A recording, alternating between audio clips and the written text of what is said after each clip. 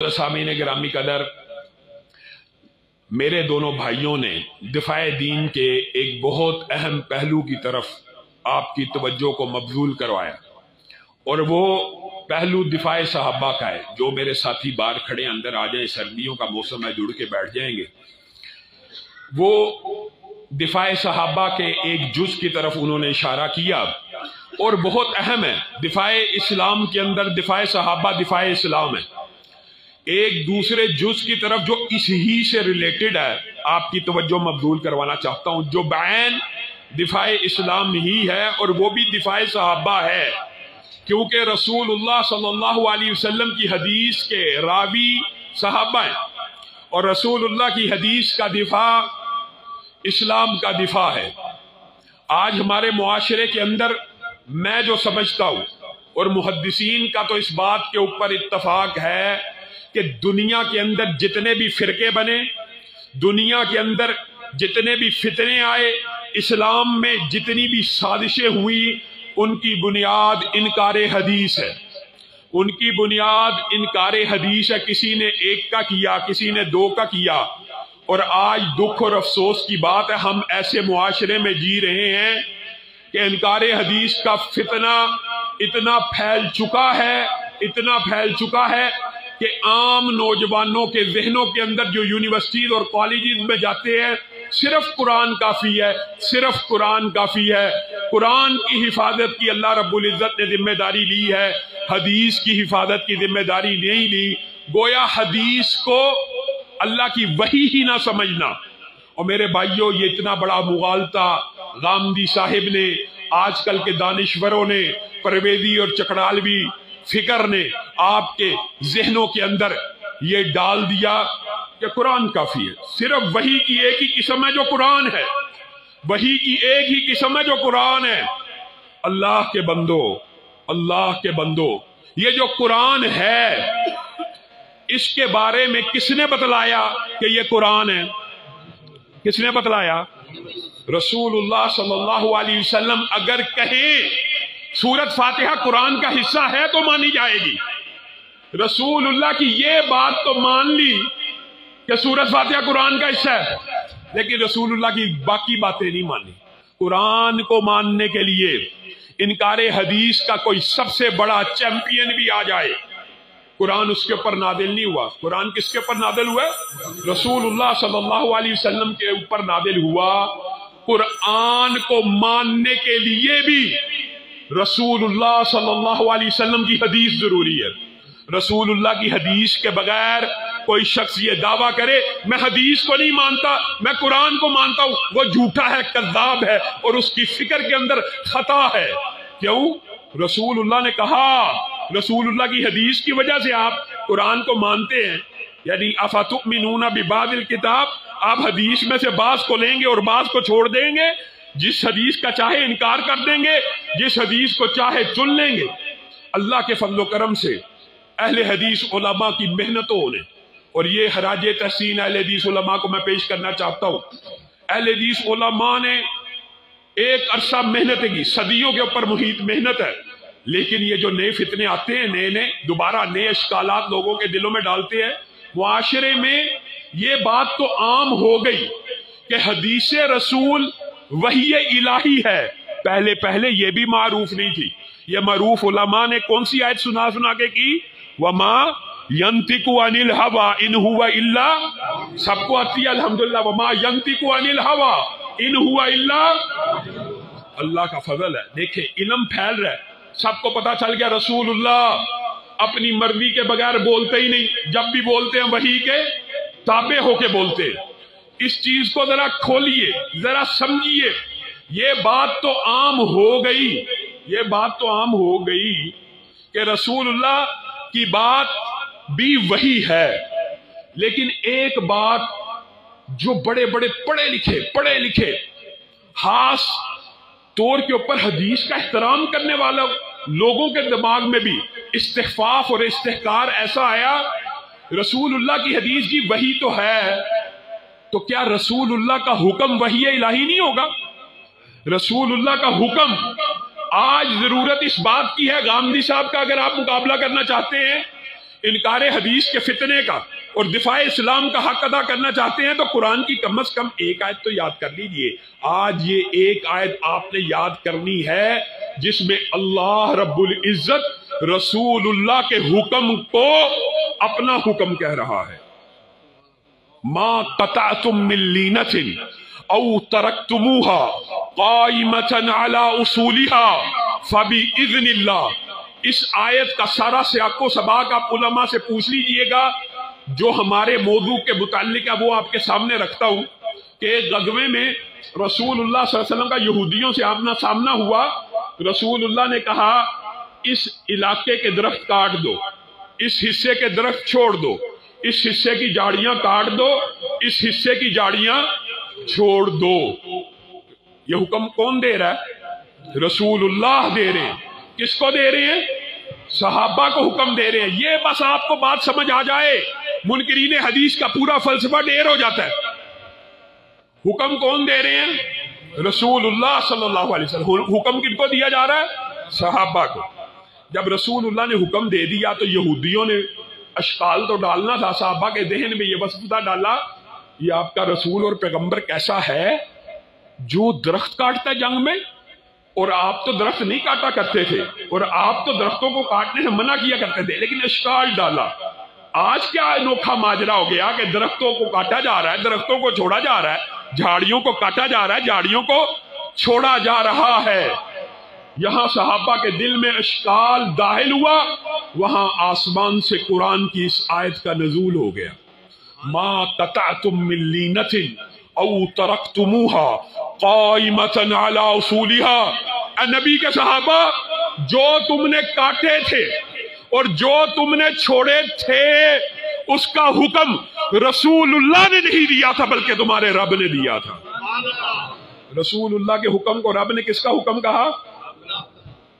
اب غامدی صاحب جن کا پورا مقدمہ اس بات کے اوپر بیس کرتا ہے کہ سارے اوامر سارے احکام قرآن پاک میں اور سارے نواہی قرآن پاک میں ہیں, پورا قرآن پاک اٹھا لیجئے.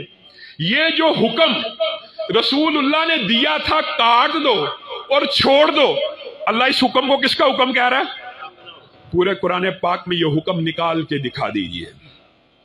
یہ بات تو مل گئی کہ جو نہیں کاٹے اگر نافیہ بنایا جائے اور اگر مسولہ بنایا جائے, جو کاٹے تھے اور جو چھوڑے تھے کس کے حکم سے؟ یہ تو واقعہ اللہ بیان کر رہا ہے. وہ جو حکم تھا کہ کاٹو اور چھوڑو, غامدی صاحب آپ کہتے ہیں سارے اوامر قرآن پاک کے اندر موجود ہیں, اللہ کا یہ حکم قرآن پاک میں کہاں ہے؟ منکرین حدیث جمع ہو جائیں اس بات کا جواب نہیں دے سکتے. اور یہ تو خیر اگر بات صرف اسی کو کھول لیا جائے تو امرت ان اسجد علی سبعۃ اعظم. رسول اللہ کہتے ہیں میں حکم دیا گیا ہوں. رسول اللہ کو کوئی حکم دے سکتا ہے صحابہ میں سے؟ رسول اللہ کو حکم دینے والے کون ہیں؟ اللہ ہیں. اور رسول اللہ کہہ رہے ہیں میں حکم دیا گیا ہوں کہ میں 7 ہڈیوں کے اوپر سجدہ کروں. منکرین حدیث بھی انہی 7 ہڈیوں کے اوپر سجدہ کرتے ہیں. اب بتائیے وہ حکم قرآن پاک میں کہاں ہے؟ نہیت ان اقرأ القرآن راکعا او ساجدا. ایک جگہ رسول اللہ یہ بات یاد رکھیے, منکرین حدیث کا فلسفہ سارے اوامر قرآن پاک میں اور سارے نواہی بھی قرآن پاک میں. یہ تو آپ نے امرتو سنا تو رسول اللہ نے تو یہ تک کہہ دیا نہیتو, میں منع کیا گیا ہوں. رسول اللہ کو کوئی منع کر سکتا ہے؟ کس نے منع کیا؟ اللہ نے.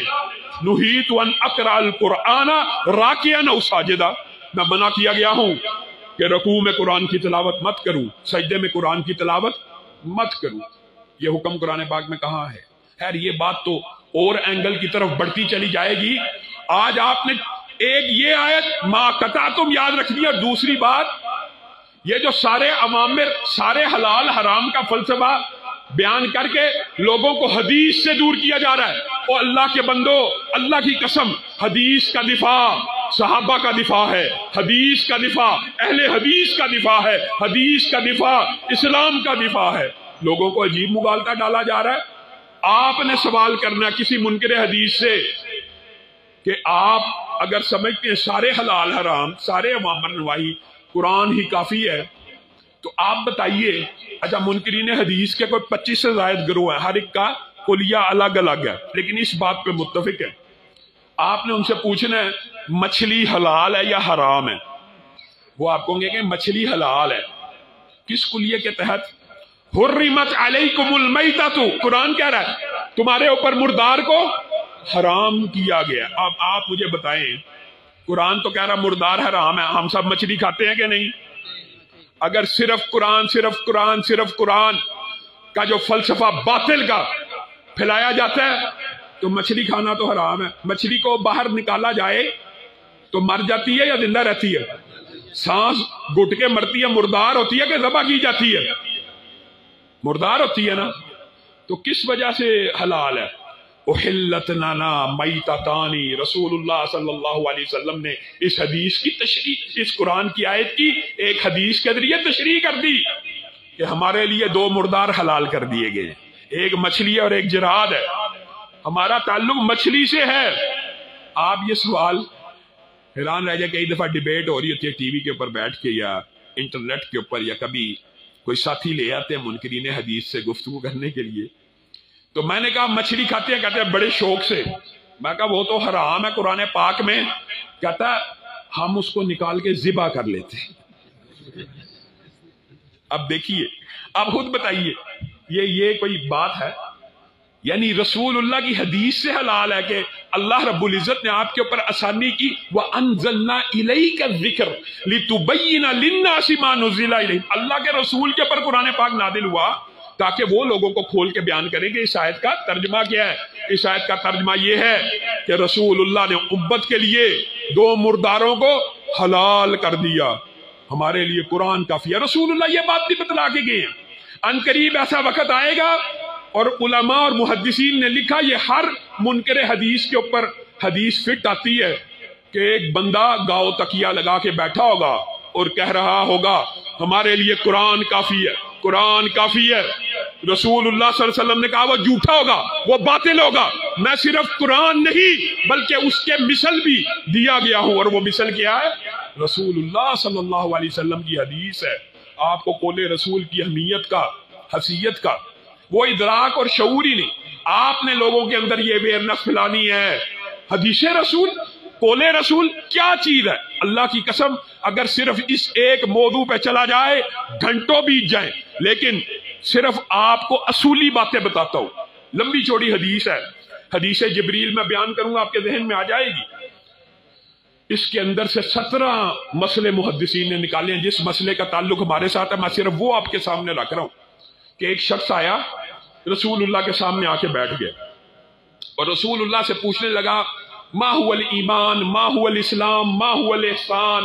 رسول اللہ اس کو جواب دیتے گئے۔ سوال کرنا ایسا کام ہے جس سے ثابت ہوتا ہے کہ مجھے علم نہیں، میں آپ سے پوچھ رہا ہوں۔ آیا سوال کرنے تھا، لیکن رسول اللہ جب جواب دیتے تو کہتا صدقتا۔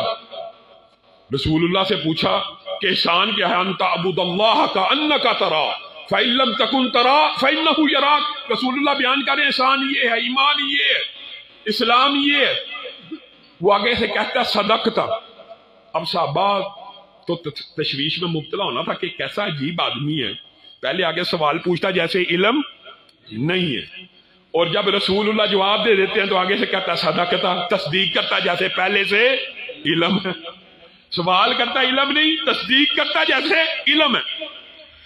تو جب وہ شخص چلا گیا تو رسول اللہ صلی اللہ علیہ وسلم نے صحابہ کو آپ کا اور میرا منہج، آپ کا اور میرا مسلک، آپ کا اور میرا عقیدہ بتلایا، اور یہی ہمارا مسلک ہے، یہی ہمارا منہج ہے، یہی ہماری دعوت ہے۔ وہ کیا؟ رسول اللہ نے کہا آسمان سے جبریل امین آئے تھے۔ کہاں سے آئے تھے؟ آسمان سے۔ کس نے بھیجا؟ عرش کے رب نے۔ کہاں بھیجا؟ یہاں۔ کیا کرنے کے لیے آئے تھے؟ تمہیں تمہارا دین سکھانے کے لیے آئے تھے۔ میرے بھائیو، اللہ کی قسم اگر یہ ایک حدیث یاد ہو جائے، قرآن کی وہ ایک آیت یاد ہو جائے، انکار حدیث کے اوپر ایسی ضرب کاری لگتی ہے، حدیث کا استخفاف، استحقار کرنے والے، انکار کرنے والے منہ کی کھائیں گے۔ یاد رکھیں، تمہیں تمہارا دین سکھانے کے لیے آئے تھے۔ اب آپ نے غور کرنا ہے کہ آسمان سے جبریل آئیں تو رسول اللہ اپنے صحابہ سے یہ بات کہہ سکتے تھے کہ اللہ نے عرش سے جبریل امین کو بھیجا ہے، تمہیں تمہارا دین سکھانے کے لیے آئے ہیں، ان کی چند باتیں سن لو۔ نہیں نہیں، دین یہ سکھلانے کے لیے آئے ہیں کہ دین بھی اس وقت تک دین نہیں بنتا جب تک رسول اللہ کی زبان مبارک سے ادا نہ ہو جائے۔ بات ختم۔ رسول اللہ کی زبان سے ادا ہوا تو دین بنا۔ رسول اللہ کی زبان سے اگر قرآن نہ پڑھا جائے گا تو قرآن تیرے اور میرے تک نہیں پہنچے گا۔ یہ بھی عجیب بات ہے، اللہ نے صرف قرآن کی حفاظت کی ذمہ داری لی ہے، حدیث کی حفاظت کی ذمہ داری نہیں لی۔ ان علینا جمعہ وقرآنہ فاذا قرأناہ فاتبع قرآنہ ثم ان علینا، یہ جو بیان ہے اس کی ذمہ داری نہیں۔ آپ کو ایک عام فہم مثال دے کے جاؤں گا، عام فہم آپ نے پلے سے باندھ لینی ہے ہمیشہ کے لیے۔ وہ مثال کیا ہے؟ علماء مشائخ بیٹھے، مولانا فضل الرحمان مدنی صاحب بیٹھے، ان سے پوچھئے کہ قرآن پاک میں اللہ رب العزت نے اتباع رسول کا، رسول اللہ کی پیروی کا کتنی مرتبہ کہا ہے؟ واضح طور پہ تو آپ کے سامنے 20-30 آیتیں آ جائیں گی، جو رسول اللہ دے اس کو پکڑ لو، جس سے روکیں اس سے رک جاؤ، جس نے رسول کی اطاعت کی اس نے اللہ کی اطاعت کی، جو رسول اللہ سے محبت کرتا ہے وہ رسول اللہ سے محبت کرتا ہے، جو رسول اللہ سے محبت کرتا ہے تو وہ پیروی کرے اللہ سے محبت۔ یہ ساری آیات آپ نے سنی ہوئی ہیں، لیکن ان سب آیات کو اگر جمع کیا جائے ان کی تعداد بالواسطہ اور بالواسطہ کتنی ہے؟ مفسرین نے یہ کام بھی کیا ہے۔ اللہ اکبر، اللہ ان کی محنتوں کو قبول فرمائے۔ قرآن پاک میں بالواسطہ اور بلا واسطہ رسول اللہ کی اتباع اور پیروی کا حکم تقریباً 700 مرتبہ آیا، 700 مرتبہ، 700 مرتبہ۔ اور پھر اگر اس کا خلاصہ بیان کیا جائے نا تو ایک آیت ہے، لَقَدْ كَانَ لَكُمْ فِي رَسُولِ اللَّهِ أُسْوَةٌ، سب کو آتی ہے الحمدللہ۔ تمہارے لیے رسول اللہ کی زندگی بہترین نمونہ ہے۔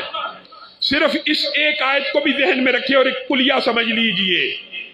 آپ ابھی اٹھیں، اپنا ایک سوٹ درزی کو دینے جائیں اور اس کو کہیں یہ سوٹ سی دے، 1 دفعہ کہا، 2 دفعہ کہا، 10 دفعہ کہا، 20ویں دفعہ آپ اس کو کال کریں گے نا، 20ویں دفعہ کہ میرا سوٹ سی دو اور سیمپل کے مطابق سینا، تو وہ آپ کو کہے گا اے بے وقوف آدمی، سوٹ سینے کے لیے دے کے گیا ہے، بار بار کالیں کر رہا ہے کہ سیمپل کے مطابق سی دو، سیمپل دے کے نہیں گیا۔ 25ویں دفعہ تو کہے گا نا سیمپل دیں گے نہیں اور کہیں گے سی دو سیمپل کے مطابق۔ معاذ اللہ، صرف ایک یہ مثال ذہن میں بٹھا لیجئے، منکرین حدیث کے سارے فلسفے زمین بوس ہو جائیں گے۔ اللہ رب العزت نے آپ کو اور مجھے 700 مرتبہ کال دی ہے، حکم دی ہے اور پھر انتہا کر دی ہے کہ تمہارے لیے نمونہ کس کی زندگی ہے؟ رسول اللہ کی۔ صبح بھی نمونہ، دوپہر بھی، شام بھی، رات بھی، اٹھنا بھی، بیٹھنا بھی، طہارت بھی، نماز بھی، حج بھی، روزہ بھی، پوری زندگی نمونہ کس کی ہے؟ رسول اللہ کی۔ لیکن قربان جائیں غامدی صاحب کے اوپر اور منکرین حدیث کے اوپر، وہ نمونہ ہی محفوظ نہیں ہے۔ جس نمونے کی پیروی کا حکم ہے وہ نمونہ محفوظ نہیں ہے، تو اللہ مجھ سے اور آپ سے کس چیز کا مطالبہ کر رہا ہے؟ پھر تو ہر بندہ، اگر سیمپل ہی محفوظ نہیں ہے، اگر نمونہ ہی محفوظ نہیں ہے تو ان کی پیروی کا حکم کیسے مانا جا سکتا ہے؟ ایک ایک نبی کریم کی ایک ایک عمل کو، ایک ایک جز کو، طہارت سے لے کے حج تک، روزے سے لے کر رات کے سونے تک، ذکر سے لے کر چلنے پھرنے تک، سب کو اللہ رب العزت نے محفوظ کر دیا۔ اور یہی جو محفوظ کیا یہ قرآن پاک کا بیان ہے، اور اسی بیان کو اللہ رب العزت نے قرآن پاک میں کہا ہے ہم نے اس کی بھی حفاظت کرنی۔ اور حقیقت بات یہ، اگر ہمارے دل میں حدیث رسول کی وہ اہمیت ہو جو صحابہ کے دلوں میں تھی، تو اللہ کی قسم انقلاب آ جائے، امت میں فتنے ختم ہو جائیں، تفرقہ ختم ہو جائے۔ آپ اپنے ساتھیوں، دوستوں، بھائیوں کو کسی کو تان کرنا مقصود بھی حدیث دکھا دیں، یہ رسول اللہ کی حدیث ہے، یہ اللہ کی وحی ہے، یہ اللہ کا حکم ہے۔ یہ دیکھیے، اگر ہم رسول اللہ کی حدیث کو وحی سمجھیں، اللہ کا حکم سمجھیں، کسی کو دکھا دینے کے بعد وہ آگے سے کہے گا حدیث تو ہے لیکن میرا مولوی میں اس سے پوچھوں گا، میں اپنے امام سے پوچھوں گا، میں اپنی فقہ کا مطالعہ کروں گا۔ ہمارے ہاں ہمارے اللہ کا حکم دیکھ کے، حدیث رسول دیکھ کے جس بندے کے دماغ میں یہ بات رہ جائے تو پھر اس نے صحابہ کے ایمان کو نہیں سمجھا۔ جیسے میرے دونوں بھائی آپ کے سامنے، ان کا ایمان کو تولا گیا۔ وہ جو حضرت عمر کا واقعہ بیان کیا نا، اگر ابو بکر کے ایمان کو تولا جائے پوری دنیا کے امتیوں کے ایمان سے باری ہو جائے۔ وجہ ان کا حدیث رسول پہ ایمان کیسا تھا، ان کا حدیث رسول کے اوپر ایمان۔